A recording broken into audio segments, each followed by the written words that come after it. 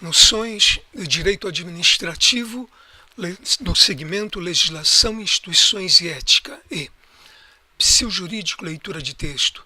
Bem-vindos de volta ao Psil Jurídico. Neste Psil serão feitas algumas considerações sobre o direito administrativo.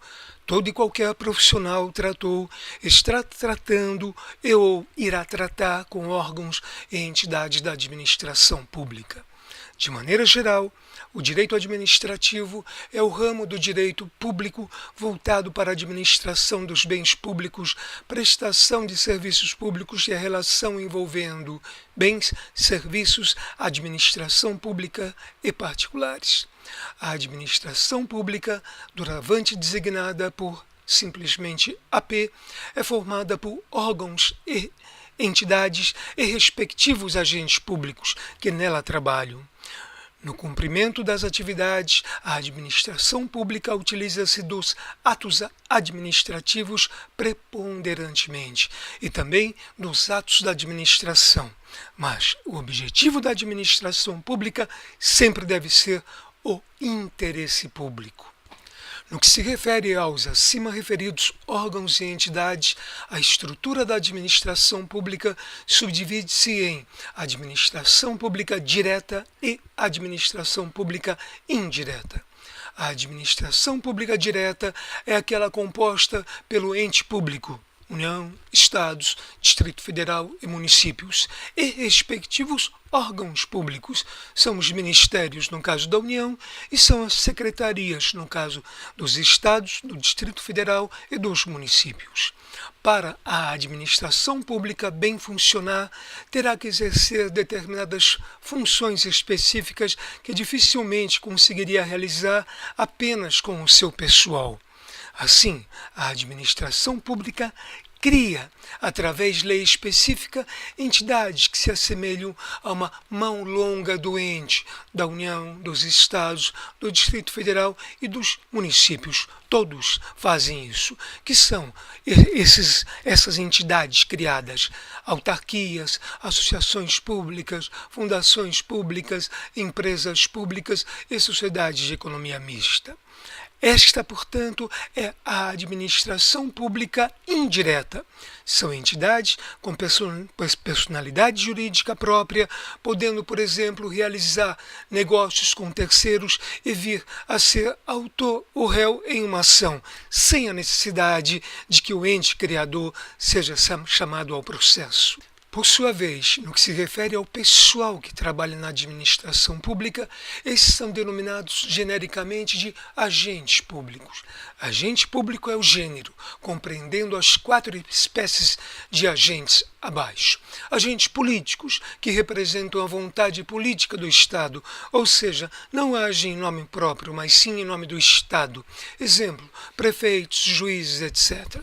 Agentes administrativos representam a grande maioria dos agentes públicos. Podem ser civis ou militares. Caso sejam civis, poderão ser estatutários ou seletistas. Agentes delegados recebem uma delegação do Estado, por exemplo, cartorários, e agentes por colaboração colaboram com o Estado, exemplo, mesários. Todavia, para fins criminais, todo e qualquer agente público será considerado funcionário público ou equiparado a funcionário público. Isso de acordo com o artigo 357 e parágrafos do Código Penal. A regra para o ingresso na administração pública é o concurso público. Além da obrigatoriedade do cumprimento da lei, sempre tem-se o edital. A norma que deverá reger o concurso público, que é o edital. Não obstante tal obrigatoriedade, existem situações nas quais o ingresso no serviço público não se exige concurso público. Por exemplo, cargos em comissão que são de livre contratação e exoneração. Isso está na Constituição Federal, no artigo 37, inciso 2. E empregados temporários também está na Constituição Federal, no artigo 37, no inciso 9, que são destinados basicamente para situações de urgência comprovada. A grande maioria dos agentes públicos, o pessoal da administração pública que trabalham na administração pública, está na espécie agentes administrativos civis.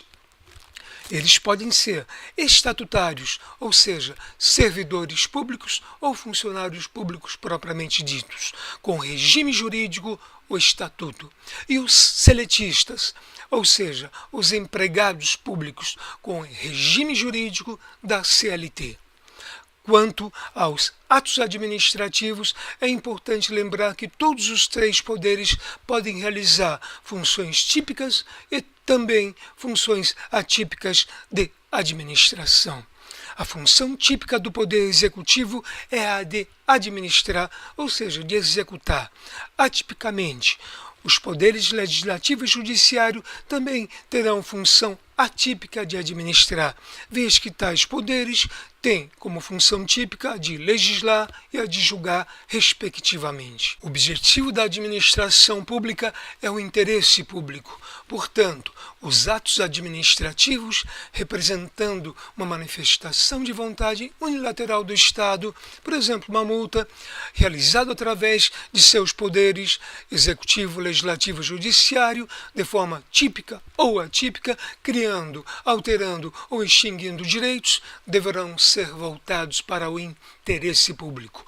O ato administrativo que fugir disso resultará no condenável desvio de finalidade ou desvio de poder.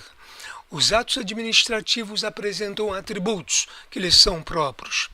Presunção de legitimidade, que é a presunção relativa de que os atos sejam legítimos, fática e legalmente. Admite-se, portanto, prova em contrário. Sempre estão presentes nos atos administrativos. Imperatividade, imposição unilateral de condutas, por ação ou omissão pela administração pública.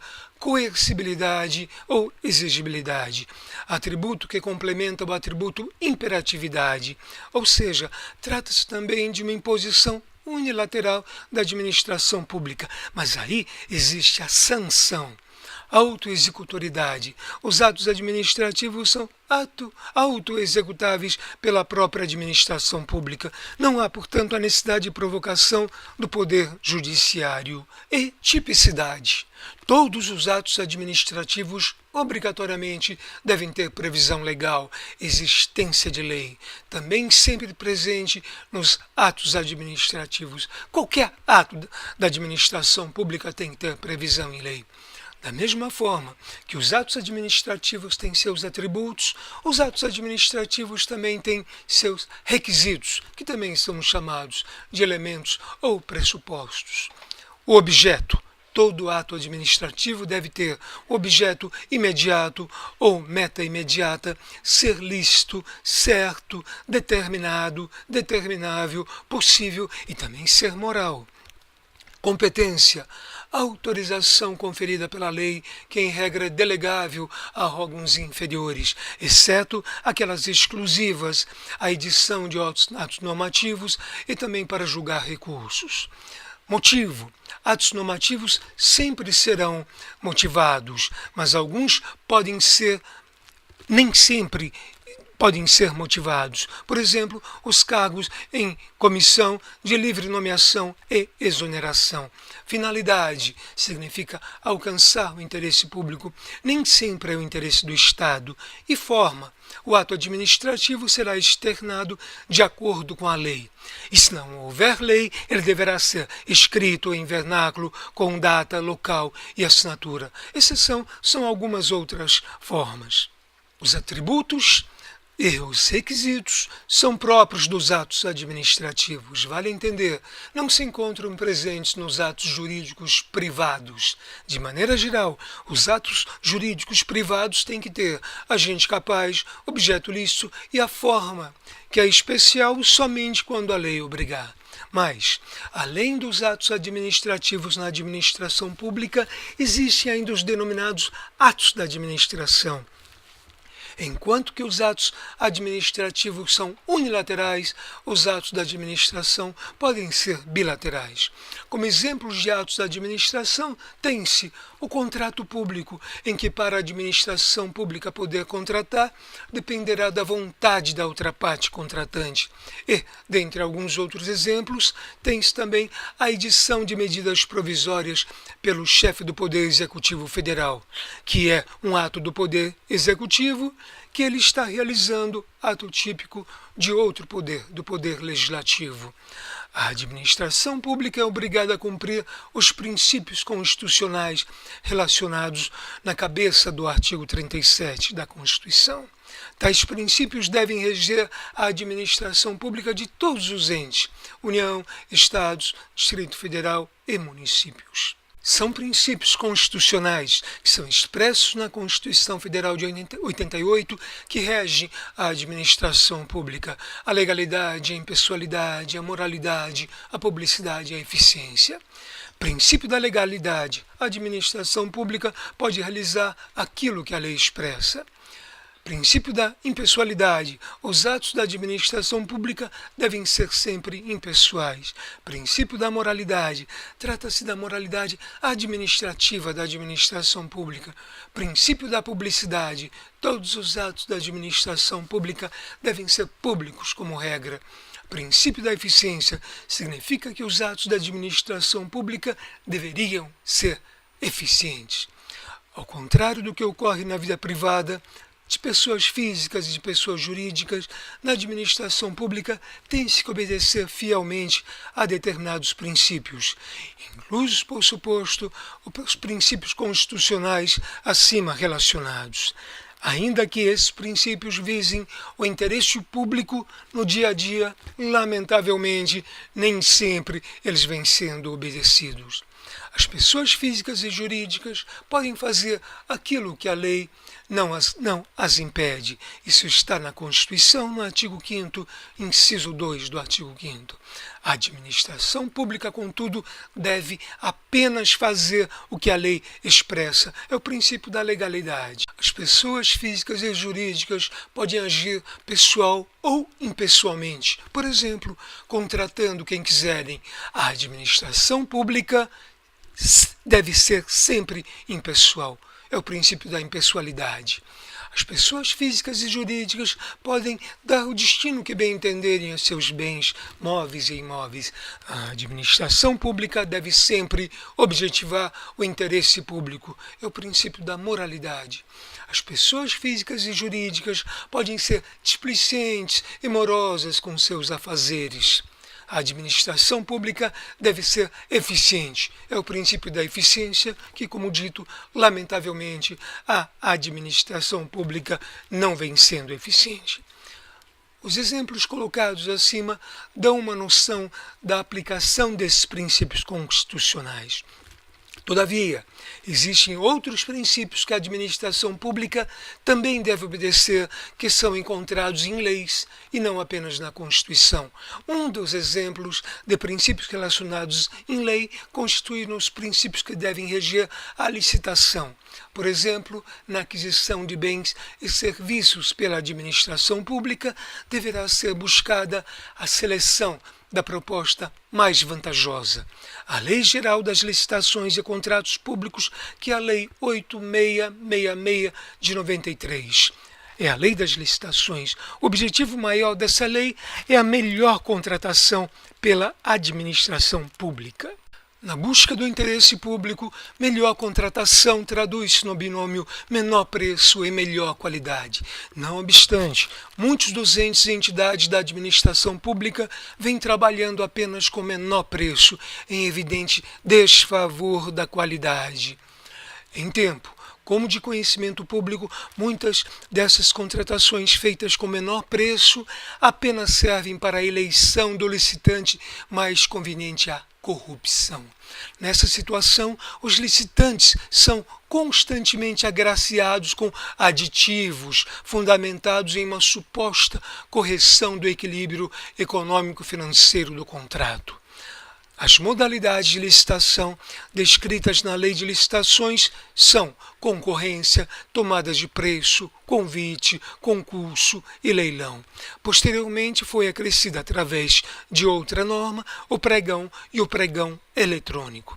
Cada modalidade das modalidades que foram ditas tem suas próprias características, por exemplo, o valor da obra ou serviço a ser contratado. Há, contudo, a possibilidade de dispensa ou mesmo não exigibilidade de licitação. A própria Lei de Licitações e Contratos Públicos dispõe quando é o caso de dispensa ou de não exigência.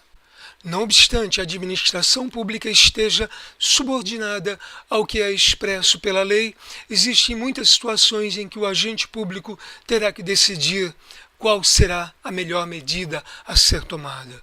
Por oportunidade ou conveniência, o agente público deverá decidir. A isso se denomina discricionariedade. Em outras palavras, sempre agindo dentro dos limites da lei, o agente público, por oportunidade ou conveniência, tem o poder, que é um dever-poder discricionário, de decidir qual a melhor atitude a ser tomada. Porém, tudo que fugir da lei será traduzido como arbitrariedade, que é o desvio de função, o desvio de finalidade, o desvio de poder. Quando o agente público agir por arbítrio e não por discricionariedade, deverá ser responsabilizado administrativa, civil e criminalmente. Para controlar os atos da administração pública, tem-se tanto os mecanismos de controle interno quanto os mecanismos de controle externo. Os mecanismos de controle interno dizem respeito à autotutela. Vale entender, quando algum órgão ou entidade da administração pública identificar atos ilegais praticados, deverá retificá-los. O controle externo da administração pública será exercido por vários atores: Poder Legislativo, Congresso Nacional, Assembleias Legislativas ou Distrital e Câmaras Municipais, auxiliado pelo respectivo Tribunal de Contas. Sempre deve ser lembrado que o Legislativo, além de propor e votar leis, também é fiscal do Executivo, o que muitas vezes é esquecido. Ministério Público, que é o fiscal do cumprimento da lei, constituindo-se um dos atores que mais ajuizam ações civis públicas em face, ou seja, contra agentes públicos. Poder Judiciário, que é o responsável pela prestação jurisdicional, por exemplo, julgando ações de improbidade administrativa, e também pelo cidadão. Isoladamente, o cidadão poderá, por exemplo, exercer o direito de representação, tanto junto à própria administração pública, quanto indo ao Ministério Público representar de algum fato, alguma situação. Ou o cidadão também poderá ajuizar, isoladamente, uma ação popular. E, em conjunto, o cidadão poderá, por exemplo, atuar no controle externo dos atos da administração pública através de associações. Obrigado.